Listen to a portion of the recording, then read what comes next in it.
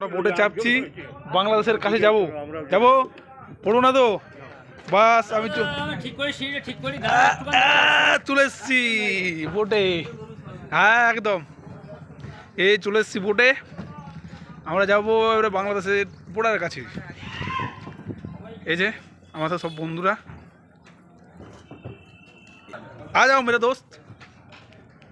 এ পল্টন দা চলে এসছে, এই বাপন দা চলে আসছে, আমাদের সব্যচাচী চলে আসছে, এ শুভনুদা আর আমাদের লিডার।